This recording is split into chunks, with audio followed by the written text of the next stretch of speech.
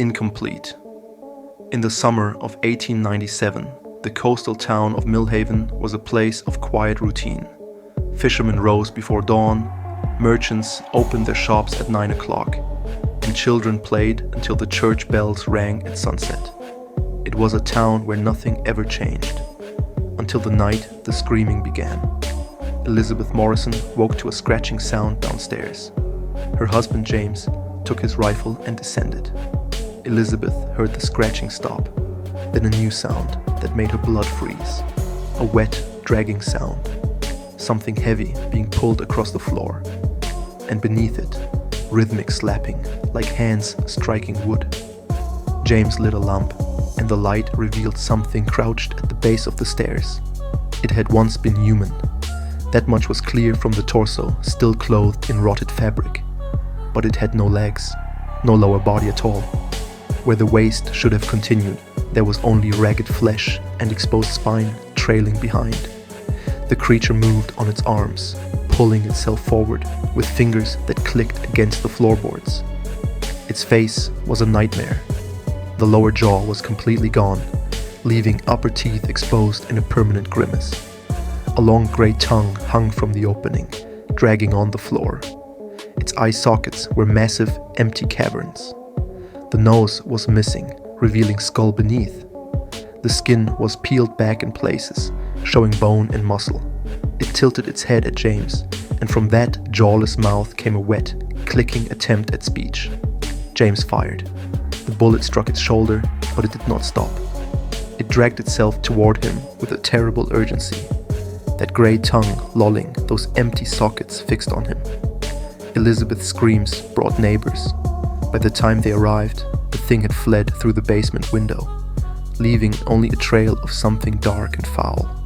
The town constable, Robert Price, followed the trail to the old church cemetery, where it ended at a freshly disturbed grave. The grave of Marcus Webb, buried 3 days prior after dying from a wasting disease. His body had been deteriorating for months, pieces rotting while he still lived. He had begged to be cremated, but his family insisted on burial. They exhumed the coffin. It was empty, scratched from the inside where something had clawed its way out. Marcus Webb had risen, but the curse that consumed him in life continued in death. It had taken his legs, his jaw, his eyes, his nose. Now he crawled through the night, hunting for what he had lost. The attacks began in earnest. Old Thomas Gray was found alive but missing both legs, severed cleanly at the hip. He died from shock. 2 nights later, Sarah Chen was found in the cemetery, unconscious, her lower jaw surgically removed. She survived but could never speak again, only make gurgling sounds. In her trauma, she wrote one word repeatedly: incomplete. The town descended into terror. People barricaded their homes. Men stood guard through the night. But the creature was patient, striking when guards drowsed or windows were left unlatched. Price studied the pattern and realized something horrifying. The creature was not killing. It was harvesting specific parts from specific people, always leaving them alive. Thomas had been tall with strong legs. Sarah had possessed a prominent jaw. The next victim, Robert Mills, lost both eyes, neatly removed. Robert had been known for keen vision. The incomplete was trying to rebuild itself, piece by piece. But there was worse. Each victim began showing signs of infection. The wounds did not heal. The flesh rotted. Within weeks, they too began to deteriorate, consumed by the same curse. The curse was spreading. Price consulted old books and found references to similar afflictions. They spoke of incompleteness as a spiritual curse, a soul unable to rest because it perceived itself as broken. The cursed would search eternally for wholeness, spreading their affliction, creating more incomplete beings in an endless cycle. The only way to stop it was complete destruction by fire. Price set a trap, using himself as bait. He positioned men with torches and oil, ready to burn the creature when it appeared. The incomplete came in the darkest hour before dawn. Price heard the dragging sound, the slap of palms on wood, the wet trail of its tongue. It came through the window, pulling itself over the sill with grotesquely strong arms. In the lamplight, Price saw it had changed. Pieces of its victims had been crudely attached to its body. Thomas Gray's legs bound to its waist with sinew, hanging useless. Sarah's jaw pressed against the ruin of its face, held by decay but non-functional. The stolen eyes sat in those massive sockets but did not see, already rotting. The creature could not use what it took. Every piece it added simply rotted faster, forcing it to hunt again and again. Forever seeking completion it could never achieve. It dragged itself toward Price, and from its ruined mouth came wet clicking that might have been words, "Help me." Price gave the signal. Men burst from hiding with torches and doused the creature in oil. It tried to flee, dragging itself desperately toward the door, but the flames caught. The screams were unlike anything human. It thrashed and writhed, crawling in circles and leaving trails of flame, until finally it collapsed. They burned it until morning, until nothing remained but ash and bone fragments.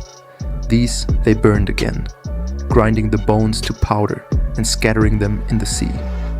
But within a month, the victims began their own transformations. Thomas Gray rose from his grave, legless, dragging himself through the cemetery. Sarah Chen attacked her own sister, trying to take her jaw. Robert Mills, blind and deteriorating, hunted by sound alone. Each new incomplete created more victims, who in turn would rise and hunt. Price and volunteers became hunters, tracking the cursed and burning them before they could spread the affliction. It was grim work. Many had been friends, neighbors, family. But mercy demanded fire. They burned 17 in total. Some fought with inhuman strength. Some seemed to welcome the flames, grateful for an end to their eternal, impossible search. The last was Marcus Webb's sister, Catherine, who had been infected when she prepared her brother's body for burial. Price found her in the cemetery, crawling among graves, missing her nose and eyes, searching for her brother's resting place. When she saw Price, she did not attack. She dragged herself to clear ground and waited. She wanted it. As flames consumed her, Price thought he heard words in her gurgling cries. "Thank you." 3 months after the first attack, Millhaven was finally free. But the town had lost 23 people. Price ordered every grave sealed with iron and blessed with holy water. A new law required cremation for all who died in Millhaven. The old church was torn down and the ground salted. Before his death in 1934, Price wrote one final entry in his sealed records. The curse of incompleteness was the manifestation of a soul's desperate refusal to accept its own ending. Marcus Webb could not accept death while perceiving himself as broken. That refusal gave birth to the curse, which spread to others through contact. We are all incomplete in some way, but we must accept our incompleteness, our mortality, our brokenness. For to rage against it is to risk becoming something that can never rest, never die, never stop hungering for what it can never have. Today, Millhaven is a tourist town. Few know the truth of 1897, but there is a memorial in the cemetery. To those who are incomplete, may they find wholeness in eternal rest. And sometimes, on foggy nights, people hear sounds from the cemetery. A dragging, scraping noise, the slap of hands on stone, and a wet, gurgling cry. But the old-timers lock their doors, check their windows, and wait for dawn. Because some curses may sleep, but they never truly die. They wait in the dark places, searching eternally for what they have lost. Incomplete, forever incomplete.